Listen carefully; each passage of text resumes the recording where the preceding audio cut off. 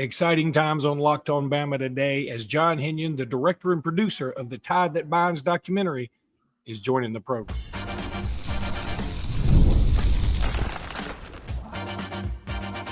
You are Locked On Bama, your daily podcast on the Alabama Crimson Tide, part of the Locked On Podcast Network, your team every day.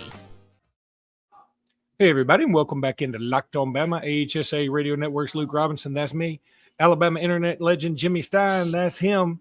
John Henion, the director and producer of the Tide That Binds, that's the other him. This episode is brought to you by Game Time. We'll talk about Game Time here in just a little bit. Want to thank you every day for being here every day. Thank you, newbies, for being here today. And thanks everybody for making this your first listen every single day. Guys, I know you've heard about it. I know you've seen it. I know it was very cool. I know it was also cool for us to be in it. John Henion, the director and producer of the Tide That Binds documentary, is joining the program today just to talk about the documentary. And look, we're going to have a documentary about the making of the documentary. So, John, what's going on, buddy? Thanks for having me. I mean, I'm frankly more starstruck, I think, because I didn't even know what you guys look like for months because I just listened to you guys on podcasts. And in my mind, like, you guys were sort of like the voice of the fans, of like the regional fans and national fans. So I still got my little jitters of like being in your presence. So I'll get through them. I'll work through them though. Well, first of all, we're sorry to disappoint you about the looks. Didn't you put together a show with Ryan Reynolds? I did, yeah. Well, thank you. In his defense, it was right after Green Lantern. So that was like it Ryan Reynolds' worst.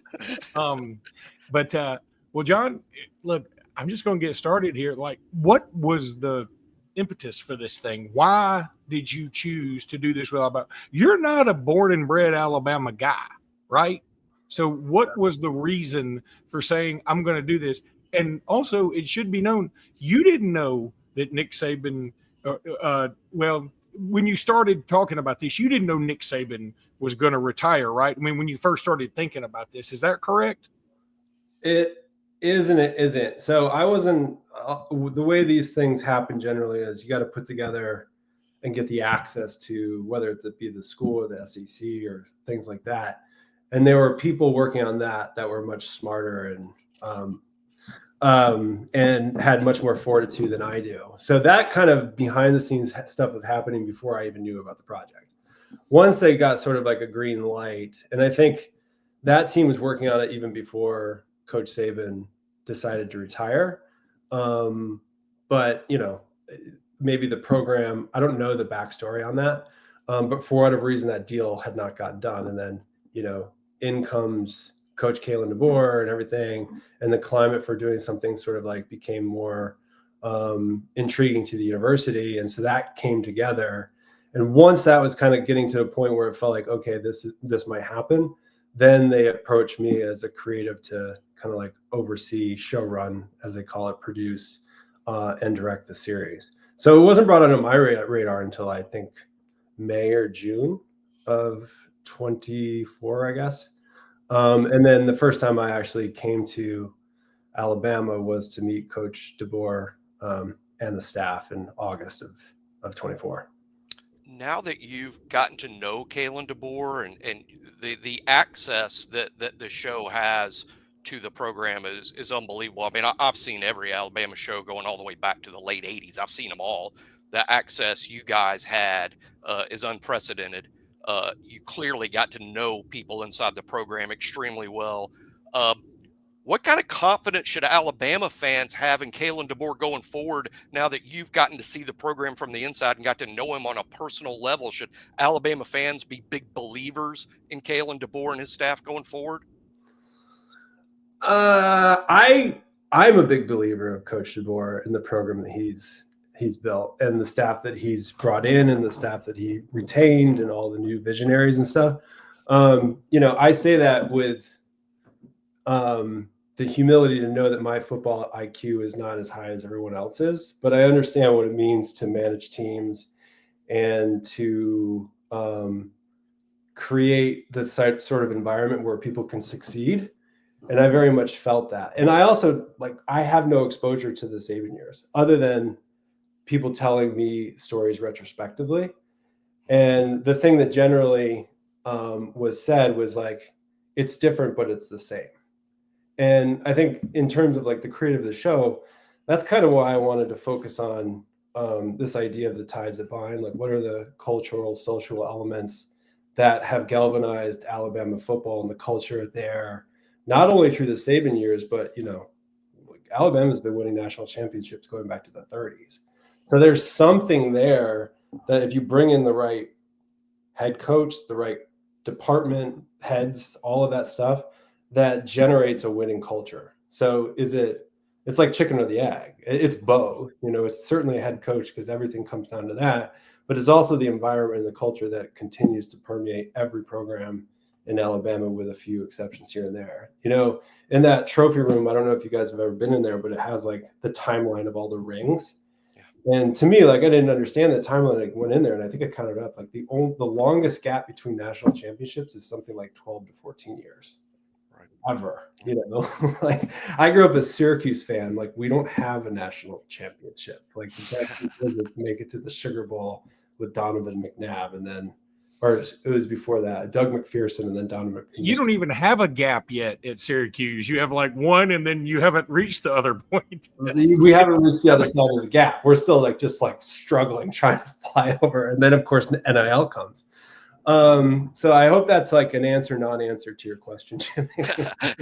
No. Well, let me ask this. Okay, so you're growing up a Syracuse fan. I mean, obviously you knew about Alabama and stuff like that, and it's you know, it's a big part. It's one of the biggest brands in college football. So when you got here and you were immersed in it, did you understand the fandom a little more? Did you understand like the fervor, the passion, you know, even just being in the state some, just that it through osmosis, it just permeates everything in the state of Alabama. Do you feel like you have a better understanding of it all? Because I'm going to tell you something, when I travel a lot, and when I travel, especially outside the Southeast, people just don't get what it is about, you know, college football we love so much. And I don't know how necessarily to put a finger on it unless you come here and experience it. Yeah, and even if you come there and experience it, you don't really know how to articulate it. It's just like if you haven't experienced SEC football or Bryant-Denny Stadium on a Saturday night, like, you just don't get it. And, you know, after my time growing up, and again, like I grew up in upstate New York, I was more of a Syracuse basketball fan than a football fan. But in my mid-20s, like my first professional job was actually as a camera operator for University of Michigan, just because I happened to be living there and I met the guys and I was trying to be a filmmaker. And so I was exposed to Big Ten football. Like my college, University of Vermont, didn't have a football team. So I didn't come at it from this sort of like religious football fervor. And then you experience the Big Ten and it's like, and the Big House, it's like, you know, the largest stadium in the world. There's it, you know, it's funny because they say that, and like the experience in the Big House is great, but it's not religious, you know. And like you come to the SEC and that so many of the players that are on the teams are from either Alabama, Mississippi, Tennessee, maybe Texas, Georgia, and it feels homegrown. And then sort of like that, the fandom kind of appreciates that at another level. Like it does, it feels sort of like religious. And I think it's one of the things that I also think I didn't appreciate was how it's not rabid. You know, like the Ohio State-Michigan rivalry is sort of like rabid and sometimes ugly. And, you know, like Alabama fans will be like, yeah, they want to beat Georgia, they want to beat LSU, but it's very civilized. Like the only one where it's not is like Tennessee. It's like, no, we really want to beat those guys. We don't like them. But everyone else is sort of like this civilized. Sorry, I'm getting a call from Harvey Updike's representatives. He'd like to challenge one thing that you said about the Auburn. Well, listen, when we come back, I want to talk about the season itself and you know how that made you feel, because you talk about a roller coaster of a season. Right now, though, I want to tell everybody about Game Time. Game Time, I love it. You love it. We all love it. John Henion loves it. I'm telling you, he loves it. I don't know if he loves it, but I'm speaking for him. I can mute him if I want to, and then he can't argue. But yeah, Game Time is the best. It is. Look, I've used it for Major League Football, Major League Baseball, and Major League Football, which other people call the NFL, college basketball, college football, college baseball, concerts. I've used it for everything. And look, if you use code Locked On College, you get $20 off that first purchase. But it's not the $20 off that's going to make you come back. It's the customer service. I used it one time. I made a mistake. I got their customer service. They helped me out. I'll never, ever forget that. Good customer service. You can beat an egg. You can beat a bush. You can't beat that. And I absolutely love Game Time. It's the absolute best. You'll love it too. The app is so easy to use. Jimmy uses it unbelievably. Go check out Game Time. You'll love it, I promise. And use code Locked On College if you're using it for that first time to get that $20 off. Talking with John Henion, the director and producer of The Tide That Binds. And so, look, we kind of hated this part, but was there anything better for a documentary than for Alabama to beat Georgia in the most unbelievable fashion of the year, and then to come back the next week and lose to Vanderbilt in an equally unbelievably unbelievable fashion? And the roller coaster ride of those two games and the juxtaposition and that had to be documentary gold, right? It's so funny because everyone says that, and yes, like narratively, they always say you can't script that. When you're in it like I am, you just sort of like you kind of take on the hopes and the desires of the team. Like I really did. I want them to lose to Vanderbilt? No. And like, was I just as disappointed as the team when they did lose? Like, yes. And like, it was even worse, like at Tennessee, because you start to invest in these people as human beings, and they want to succeed. Like every ounce of their bodies wants to succeed, and like you're present. And it's just sort of like an uncomfortable thing too, to have to like point a camera at someone like in those environments. So yes, is it narrative? Like, can I appreciate that perspective? Like, did I want that to happen? No, I wanted an undefeated season so I could just like live success. Did you at all feel like, there's that new documentary out on NBC, The Americas or whatever, that's narrated by Tom Hanks, and they show like a wounded duckling trying to escape a boa constrictor or whatever. I don't think they've shown that, but you know what I mean. And part of me is always like, when you see things like that, or like Planet Earth that used to be on PBS, like I always think the documentarian has to want to jump in there and save the duckling, but they know they can't. If the show's about the duck. Yeah, if the show's about the duck, you want the duck to get away. If the show's about the snakes, you're like, dude's got to eat the duck. But I'm wondering if John was like, watching the Bama Vanderbilt game, like, oh God, no, please. Were you like that invested, like we were? Like, did you become sort of Gumpish for a minute? Yeah, I mean, I was the same way even at Georgia too. It's like you just want them to succeed. The differences between the nature film doc is like, I could step in and save a duckling because with my hand, like I can't come in and like sack a quarterback. Like, so I feel completely. You could have thrown a better pass than Jalen Milroe that day. I'll just say that. Yeah. So you could have helped against Vanderbilt in some way. I'm certain. I'm certain you could have stepped in and done something, but appreciate where you're coming from. Yeah. So it feels helpless. That's the other thing is too. It's like you start to, as a documentarian that works the way I do, which is like I try to be there as much as possible. I try to be as present as I can. Like I literally hold the camera myself, one-man band. I'll be at practices. I'll sit in some team meetings, position group meetings, all of that stuff. Ride the bus, ride the planes. Not every day, but as much as I possibly can, so that I start to feel and people see me as part of the inside. Because there's a difference between news media and documentary, whereas like if I'm there with a camera and then 24 hours they see what I shot on TV, there's an apprehension and a feeling like, oh, I have to like manage myself in front of this camera.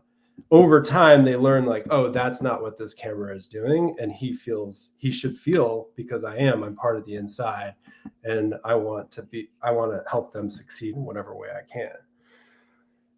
With the fact that like I can't just not show the Vanderbilt game. Like I have to show, because that's right. like the world knows those things.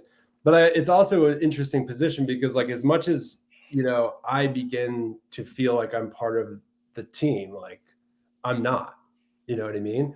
So in those situations with Vanderbilt or Tennessee or anything, I literally know there's nothing I can do. Like I have more DNA with a fan than I do with the actual team, because I don't have I have no way of helping the team, even though I'm there present with the team, if that makes sense.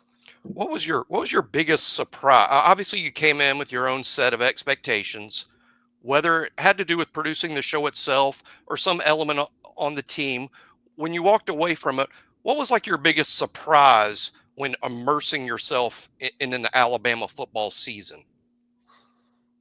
I think how much of a family it felt like, which I hope sounds like a real compliment, in that it is a big national or international brand, but like on the ground inside the building in Malmore, it feels like a very family environment where everyone kind of knows Ryan Williams, but not only knows Ryan Williams, but knows who his mom and dad are. And everyone knows, you know, Jalen Milroe and whose mom and dad are, and kind of like knows what everyone wants and desires. And that there is this sort of like really wonderful infrastructure to help these guys succeed, not only as players, but as human beings in the next generation of their life. And that's something that I think in general, especially in the NIL era, that we start to be cynical about and suspicious about. But I really felt like there was this wonderful sort of support system that valued these young men, not just as players, but as, you know, hopefully people that are contributors to either their community or the Alabama and Tuscaloosa community well into the future. So it's that I feel like I really admired.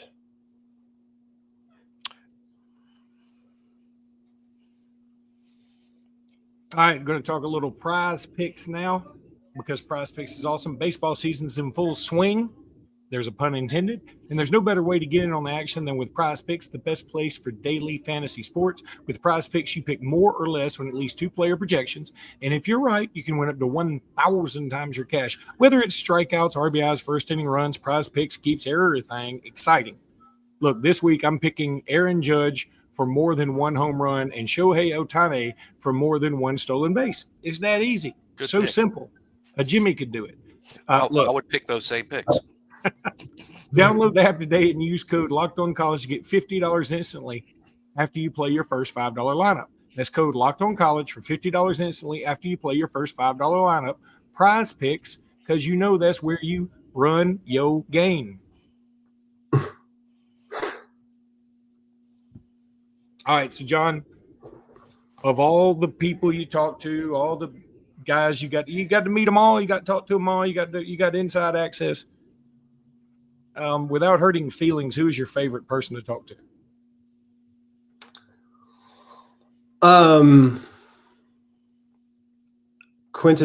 Q Robinson. Q. Ooh, Nice pick. I mean, boy, Nice first pick. of all, my cousin. Secondly,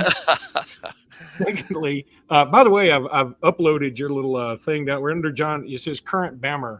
I had to put documentarian extraordinaire and current Bammer, but it wouldn't let it all fit in there. So I'll just go current Bammer. Yeah. But why Q Robinson? What an interesting pick. I feel like he is wise behind his years. And I think a lot of his experience at Alabama is part of that. Like, you know, he grew up in Birmingham, kind of like a tough neighborhood. He didn't like start out as a 3-year-old being like, I want to be a football player, but like he became talented at that. Then he came to Alabama. You know, I go through this story in the series in episode 5 and 6. And I really didn't start focusing on that story until very late, but he was also someone that's just like super charismatic and outgoing and just would stop and talk to various people in the building, whether it's, you know, me. Like he was actually the first player that actually asked about me. I was like, you're asking me questions? Like, how are you? And I just sort of admired that. And the more I got to know him, the more I just felt like there was a lot there. And then when I did my interview with him and learned so much more about, Nick Saban, his time under Nick Saban and everything and all that, I just felt really grateful. And sometimes I felt like I was just talking to a peer. I was like 48. Like you don't feel that when you're talking to a 20-something-year-old football player. But there were so many other players too. Like I really enjoyed my conversations with Ryan Williams because he's just a joy to be around. And he's at the time, now he's 18, but he was 17. And are you contractually obligated to say that? It's still amazing, no matter how many times you say it. It is. It's still amazing. It really is. No, but the thing that's amazing about him is that he's very grounded, and you can tell like he appreciates everything that he's receiving. And it's kind of like everyone would kind of imagine themselves. Like I was a high school athlete, and I would have liked to have played professional basketball or something. Like he handles himself the way that I would like to believe that I would if I had become as successful as him. And so it feels like he's so appreciative of the gift that he's given that is just not lost on me when I talk to him. But I could gush for, like, there's so many other players that I would love to chat about in terms of like who I talk to and what contributions they make, just our conversations. But the program. Did you ask him why he paints his nails? Yeah. You don't know why? I know why. I don't know why. I want to know why. His younger sister really likes to paint nails and wants. I did know that. Okay. I forgot. But now that as soon as you said it, I was hoping it was going to be something much cooler. But that's still pretty cool. That's pretty cool. That's sweet. That's one thing that I wanted to film that I never got to, which was having filming his sister painting nails before a game. Oh, that was nice. Super cool. Yeah, but nice. Maybe season two. What's been now that all the episodes have aired on Fox Nation, all 6 episodes now aired. Anyone can subscribe to Fox Nation. I did, and I've enjoyed not only the 6 episodes, but being subscribing to that site for however long you want to do it. It doesn't cost very much. I think it's $8.99 a month. But now that all 6 episodes are out, what's been the general reception, not just from Alabama fans, but how do you feel that your documentary, your show has been received in general through Fox Nation? I think, well, I mean, I don't really, it seems like a cliche, but I don't really dig in and try to find out. Like I know what my peers and my friends that have watched it say, and they think it's, I get the sense that they really enjoyed it. I don't know what the conversations people are having around it. I haven't really looked. Why don't you guys tell me? Like, I think it's the best. I mean, I'm not saying it just because we're in it, although I probably would just because we are in it. But in all seriousness, I think it's the best show ever put together from the inside. You see things. You see halftime speeches. You see pregame speeches. You see the players in their home environments that aren't in the dorms, because most of the players don't really live in the dorm anymore unless you're a young freshman. You get to see really what goes on inside the program, and the story of the season, the story of the transition is told so well. And there's so many powerful moments from Jalen Milroe really breaking down, talking to the parents who had lost their child to leukemia is a very powerful moment in the show. But that power kind of continues through all 6 episodes. I think the show is fantastic. I seriously don't understand an Alabama fan who doesn't go out of their way to see this, because you learn so much about how the football program works. I'm feeling EGOT. Emmy, Grammy, Oscar, Tony. That's what I'm thinking. I mean, I don't want to go overboard. Tony. Even a Tony. I want to see the time. John's got an Emmy. John's got an Emmy. He's 25% of the way there. He just need Tim Keenan to sing a little bit. Might have. Ooh, Tim Keenan singing. That'd be so good. Or Nean Hibbit. I was going to film his band. Like he does play. That's right. Let me say this about Nean Hibbit and I should have sent this to you. Not that it would add anything to documentary, but my daughter is a senior in a high school in Ohio, and she's coming to Bama next year. She just always loved Alabama. She was born here, all those things. And she wants to go into sports broadcasting, and she's pretty charismatic and dare I say beautiful, but she is like good on screen and things like that. Well, she does a little show for her school. You know, like all these schools now have a morning show. Like we didn't have that when I was growing up. We didn't have television, but anyway, she does this, and she reached out to a few Alabama players on Instagram, and the one that responded was Nean Hibbit. And because what he wanted to talk about was, I think, the Alabama Auburn rivalry, I think, because it was like rivalry week. And he couldn't have been any nicer. And he went on, and it wasn't like, let me do this for some Nimrod in Ohio. No, he was like super cool. And I was incredibly appreciative of it. So Nean Hibbit, special place in Mary Sanford's dad's heart, I can tell you that. That's nice to hear. He's a good guy too. Did he go to the combine or anything like He wasn't, that? and he was not an invite to the Senior Bowl or the combine. He did work out at Pro Day. I would say, honestly, the chances of him being drafted aren't good, but the chances of him being picked up by an NFL team as an undrafted free agent are fairly strong. So he'll have an opportunity to make a team or make a practice squad. And that's happened. Alabama's had a couple of long snappers drafted before or make teams before. And Nean, frankly, was as good as those guys. He's kind of been the starter for 4 full years. Really no huge mishaps. That's a position that you really only notice when something goes wrong. But Nealon's been very, very solid. So he'll have an opportunity to make a team in camp. I just don't think you'll hear his name called this upcoming week. So what's next, John? Is there going to be a Tide That Binds 2 Electric Boogaloo or what?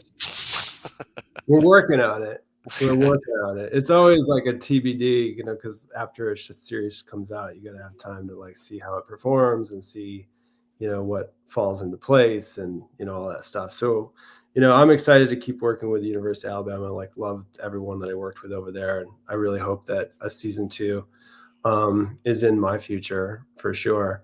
Very quickly, like Jimmy, like just want to go back and just say thank you, because like I think you picked up on a lot of the things that I was hoping people would pick up on.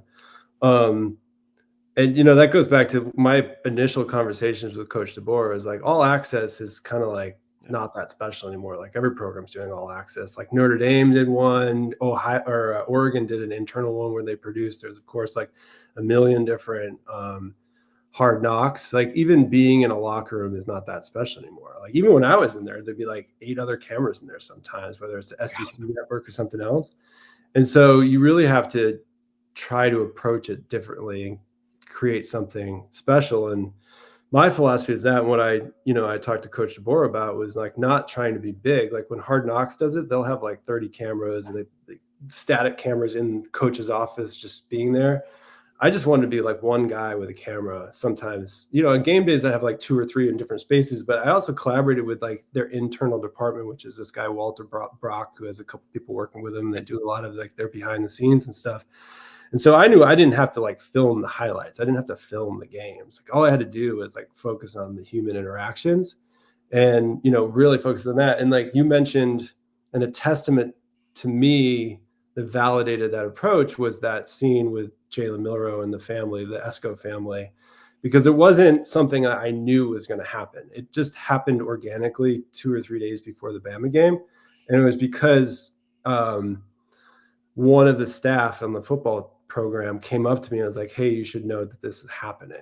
And when you start getting feedback from the program, you know that you have like a very healthy collaboration and trust. They trust. So that was like a moment I know, like, oh, you're telling me this thing is happening, so I can prepare for it, because that's what you need in documentaries, to be able to prepare to produce. If you don't have that, you got to go the Hard Knocks route, which is like put 18 million cameras everywhere and then hire enough people to watch that footage and figure out what's there. And so, your compliments are sort of like a testament and a validation of what I was hoping people would get out of the show. Well, I honestly enjoyed the heck of it. You did a great job. Awesome. And if you'd have a second Emmy on the way if I was voting. I think you're not allowed to vote because you're in the show. No, okay. I'm not allowed to vote for any number of reasons. Yeah, there's several. I mean, that's only one of many. That's way down the list. Including a general lack of intelligence. Felony record, all those things. Like, because right now I consider you having the greatest taste of any man on the planet. and you're personal friends with Ryan Reynolds, so that's great. Yeah, man, I'm gonna tell you. So, I mean, I hate to get. Who was the guy that asked about Britney Spears in the middle of the Alabama-Georgia game that time? Mike Franklin. Ron Franklin. Ron No, not Franklin. Ron. It wasn't Ron Franklin. Wasn't that it? No, it was the other. It was Mike. You had it right, Mike something. Mike Franklin. What? His name's not Mike Franklin. Anywho, you know what I'm talking about. I was about to ask you. I was about to get all that. Whoever that guy was, the joke would be funnier if I'd remember his name. That, and say, so what's going on with this Blake Lively chick? Oh yeah, I think I might know. It's a lot. I think it's that hot crazy. Hey, he's done this show. Draft. What we're referring to is a show about Ryan Reynolds buying the soccer team over in Europe that John produced, or you produced that correct? Yeah, the show. So you've seen European soccer and SEC football up close. That's a lot to take in. Which one's a bigger deal?